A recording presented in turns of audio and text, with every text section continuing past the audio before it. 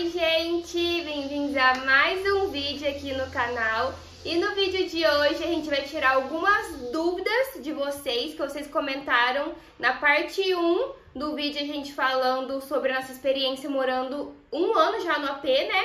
Então a gente vai comentar algumas coisinhas com vocês e também outras coisas que a gente já vai aproveitar e colocar tudo num vídeo só. Questão de valores, de juros, quanto a gente pagou da entrada e tudo mais. E se você gosta desse tipo de vídeo, já deixa o like, se inscreve aqui embaixo no canal, agora bora! A primeira pergunta é, quando vocês compraram o apartamento, as obras já tinham começado? Qual era a porcentagem? Sim, tinha começado, estava na metade ou já tinha construído o primeiro bloco, que é o bloco que a gente mora. E a porcentagem estava 30%, então estava 30% da obra desenvolvida já. Tiveram que pagar ITBI e registro? Não tivemos que pagar, porque existem 3 faixas de financiamento. Corretores, me corrijam se eu estiver errado, isso foi o que foi passado para a gente na época que a gente comprou. Aqui em Londrina, o Minha Casa Minha Vida vai até 190 mil, pelo menos era na época que a gente comprou, agora pode ter mudado, já que mudou para o Casa Verde e Amarela. Depois de 190 mil, existe uma outra faixa de financiamento, que daí as condições já são diferentes, a entrada são diferentes, juros e etc, tudo muda. E a partir de 300 mil, se eu não me engano, é uma outra faixa de preço com outros juros e assim por diante. Como a gente ainda ficou nessa faixa da Casa Verde e Amarela, né, a gente pagou 180 mil no nosso apartamento, a gente tem algumas vantagens, que é o subsídio do governo e a isenção do ITBI e do registro, como se fosse uma cortesia que a MRV deu pra gente. Então, nesse caso, a gente não pagou ITBI nem registro. E qual foi o valor do nosso subsídio? A gente pagou exatamente R$178 mil no apartamento e o nosso subsídio foi de R$2.500, gente. Acreditem, sim, foi esse preço. O subsídio, ele varia bastante com as condições que as pessoas têm. Não quer dizer que a gente tenha uma condição boa, tá? E depende do contexto familiar da pessoa, na verdade, né? Então, se a pessoa tem filho, se ela é um pai ou uma mãe solteira e tem 1 ou 2 crianças, isso tudo é levado em consideração na hora do subsídio. Então, pela profissão, a minha profissão, né, no caso, pela minha profissão, por ser só uma pessoa sozinha, na época a gente não era casado e tudo mais, esse foi o subsídio que foi liberado pra gente, né, pra mim, no meu financiamento. Sim. No outro vídeo, eu vou deixar aqui pra vocês assistirem a parte 1, se vocês não assistiram ainda, vocês perguntaram sobre a chamada de capital, quanto que custou pra gente meio que mobiliar o condomínio, né? Porque a gente falou que o condomínio vem sem nada, a gente que tem que comprar as coisas. Então, vocês perguntaram isso também, quanto que foi mais ou menos o preço que a gente pagou? Então, parte dessa mobília, né, foi dado por moradores, que tem moradores aqui dentro do nosso condomínio, que eles trabalham com móveis planejados, então eles fizeram um acordo, enfim, não sei como é que foi, mas basicamente a gente ganhou os móveis do salão de festa e da portaria. Teve algumas coisas como o ar-condicionado que a portaria ganhou da administradora e tudo mais, então teve várias parcerias que a gente conseguiu aqui dentro. Se eu não me engano, os utensílios do salão de festa, que foi o que vocês perguntaram, eles foram dados pela MRV, o kit básico, e enfim, basicamente o que a gente teve que comprar aqui para dentro foi item de limpeza, carrinho de compra, dispenser de álcool em gel, enfim, essas questões mais básicas do dia a dia, assim. E para isso a gente tem uma chamada de capital. Na verdade, essa chamada de capital ainda existe. Na época, no começo do condomínio, ela era de R$30, se eu não me engano, durante alguns meses, se eu não me engano, 3 meses. E aí, depois disso, ela passou a ser R$15. Então, todo mês a gente tem um superávit aí no nosso condomínio de R$15, que é para fazer um caixa no condomínio para suprir essas demandas, né? E vocês perguntaram bastante também quanto que a gente paga no nosso condomínio. A gente pagava R$270, R$290 e teve um aumento, né? Teve um reajuste. Lembrando que a gente pegou as chaves, né, dia 25 de novembro de 2020, então vai fazer 2 anos. E agora estamos pagando R$350 no condomínio, então teve um aumento considerável, só que depende muito do seu consumo de água, do seu consumo de gás, porque isso vem embutido no valor do condomínio. Esse aumento não quer dizer que foi inteiro por parte do condomínio, que teve o aumento aí das taxas, né? Na verdade, o reajuste anual do valor dos funcionários aqui de dentro, né? Os funcionários da limpeza, da portaria, etc. Isso também se dá por conta que agora temos mais uma pessoa morando aqui. Então, é natural que aumenta o gasto com água, com gás, etc. O gás, ele não é individual, ele é rateado para todo o condomínio, enquanto a água ela é individual. Então, isso vai aumentar diretamente no nosso condomínio, né? Então, agora estamos pagando mais ou menos isso, R$350.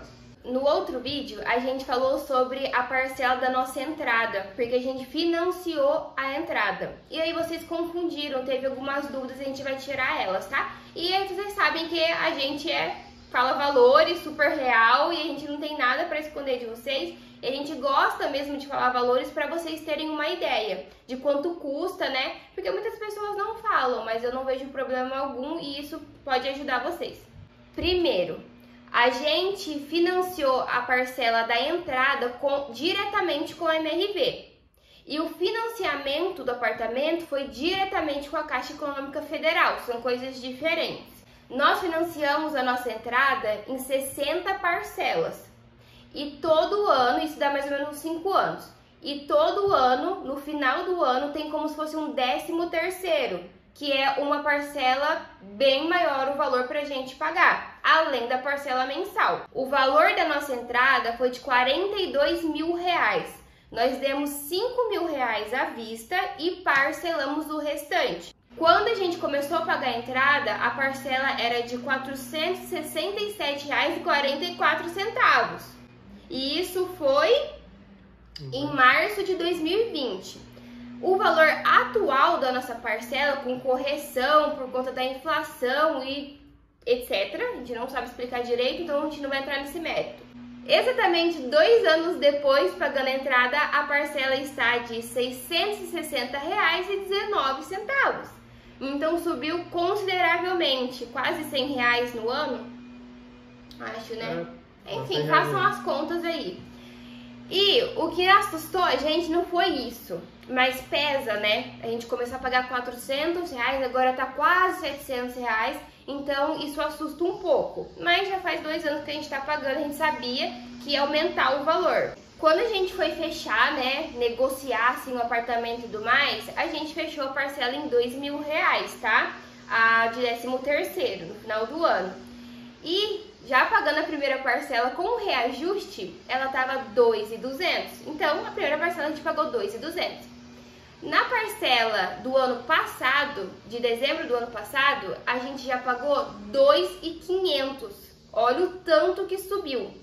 E agora, para nossa felicidade, a parcela desse final de ano está R$2.800.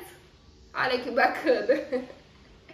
E isso tudo menos de 2 anos, né, gente? Então, menos de 2 anos subiu um valor muito considerável. Se você for considerar que a gente já iniciou com um valor proposto de 2 mil e já tá 2.800, é um valor muito considerável, né? E no outro vídeo a gente falou também alguns valores. E vocês perguntaram se a gente achava muito custo, então, ter um apartamento, financiar um apartamento. E sim, é muito custo. Só que a gente tem que abrir mão de algumas coisas pra gente conseguir ter a nossa casa própria.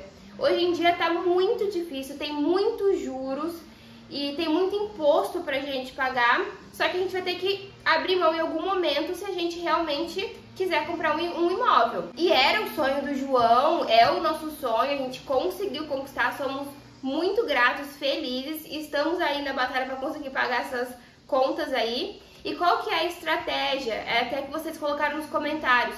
Vale até vender alguma coisa, uma coisa de bastante valor assim, um carro, enfim, não sei o que poderia vender mais.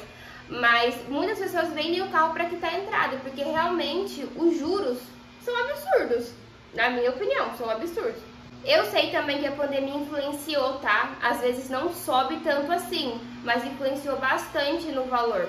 Tudo isso que eu falei pra vocês é a nossa dívida com a MRV. Agora o João vai explicar a nossa dívida com a Caixa Econômica Federal. Como eu disse antes, o nosso financiamento ele ficou na faixa do Minha Casa Minha Vida e por conta disso a gente tem alguns benefícios, algumas vantagens assim, né? Então a primeira vantagem é que o nosso financiamento ele tem uma parcela fixa. Ele não tem um juros, claro que o juros já é embutido no valor da parcela, só que não é um juros flutuante que varia de acordo com a inflação e tudo mais. Então isso a longo prazo é muito bom pra gente, porque vocês já devem ter ouvido as outras pessoas falarem, principalmente as pessoas mais velhas, falando que, nossa, na minha época R$200 era muito dinheiro. E aí depois de anos, R$200 não é quase nada, né? A gente sabe indo no mercado que R$200 não faz diferença hoje em dia quase. Então assim, isso tende a acontecer com a gente também. Atualmente a gente paga a parcela de R$840 e isso vai durar até os 30 anos, que a gente espera que seja antes, mas até os 30 anos que a gente tem de financiamento. Então provavelmente depois de 30 anos esses R$840 não vai valer a mesma coisa que os R$840 hoje. Então é muito bom para a gente ter essa parcela fixa, com juros já fixo, né? Não é flutuante. Outra questão também que a gente pode fazer é a utilização do FGTS para o abatimento. Eu não sei se isso é específico do programa Minha Casa Minha Vida, do programa Casa Verde e Amarela, só que, enfim, tem como a gente usar o nosso FGTS. Mas no nosso caso, como eu trabalho numa empresa internacional, eu não tenho FGTS para usar que seja de tanta expressão assim. Para as pessoas CLT normal, que utilizam do FGTS, que ganham FGTS, você pode usar o seu FGTS a cada 2 anos. Então, basicamente, você junta esse FGTS, aí depois de 2 anos você vai lá e abate no valor das parcelas. E aí depois você junta mais 2 anos e assim por diante, né? A cada 2 anos você pode fazer a utilização. E falar para vocês que faz uma diferença muito grande. A gente já fez as simulações de quanto fica o abatimento e qual é a questão. Aí vem uma outra terceira vantagem do nosso financiamento, a questão da amortização. A amortização é muito importante e todo mundo tem que ficar muito atento a isso, sempre buscar amortizar. Porque assim, quando você paga uma parcela, no nosso caso de R$840, ali dentro está embutido os juros, que é muito grande. E quando você abate o valor da parcela, você amortiza, você não paga esses juros, então acaba sendo muito mais barato. Então, se eu amortizar esses R$840, ao invés de dar eles mensalmente, com R$840 eu consigo pagar 3 parcelas do nosso financiamento, ao invés de somente uma, né, mensalmente. Então é muito bom para a gente usar esse dinheiro e sempre que possível amortizar, porque você não paga esses juros e acaba sendo muito mais benéfico para você. Então, utilizando o FGTS para fazer isso, a gente fez uma simulação que com R$2.000 é possível você pagar 1 ano de financiamento, sendo que com R$2.000 você paga 3 parcelas se você pagar todo mês. Então, assim, o FGTS é muito importante, mas também a gente pode fazer isso sem ser o FGTS. A gente está se organizando para fazer isso no nosso apartamento, até agora não deu, mas, enfim, a gente tem que se organizar para conseguir amortizar e pagar o quanto antes o apartamento.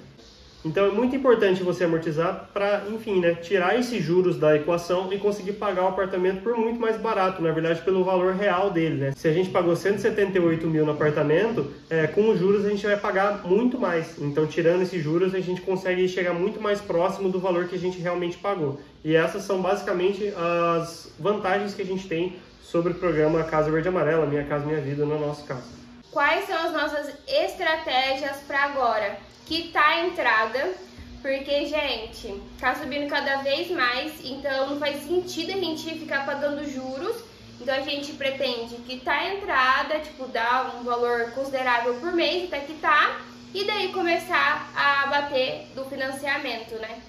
Outra parte importante pra gente falar sobre as nossas estratégias beleza, a gente vai começar a quitar a entrada, mas por onde a gente começa, né? A gente estava discutindo isso hoje aqui, a gente abriu o extrato e estava vendo os valores, e a gente sempre tem que começar por essas parcelas anuais, porque é tudo percentual. Então vamos supor que aumente 10% das nossas parcelas da entrada. Então 10% de R$600 é R$60, então ficaria R$660 para a gente pagar. Mas 10% de R$2.000 é R$200 que aumenta. Então quanto antes a gente quitar essas parcelas maiores, então mais juros a gente vai deixar de pagar a longo prazo, né? Então começa pelas parcelas maiores, as parcelas anuais, para depois sim começar a adiantar as mensais. Lembrando que a gente selecionou algumas dúvidas de vocês, que vocês deixaram nos comentários do outro vídeo. Então se vocês tiverem mais dúvidas, também pode contar a história de vocês aqui nos comentários pra gente fazer uma troca bem legal. E se tiver mais dúvidas, a gente traz uma parte 3 desse vídeo. E para finalizar, a gente vai falar sobre o IPTU, que teve bastante questionamento sobre isso também. qual foi o valor que a gente pagou do IPTU. Veio em torno de R$650 de IPTU e a gente podia parcelar em até 6 vezes. E era isso pro vídeo de hoje. Eu espero muito que vocês tenham gostado. Se vocês gostaram, deixa o like, se inscreve aqui embaixo no canal. Um beijo, até o próximo vídeo e tchau!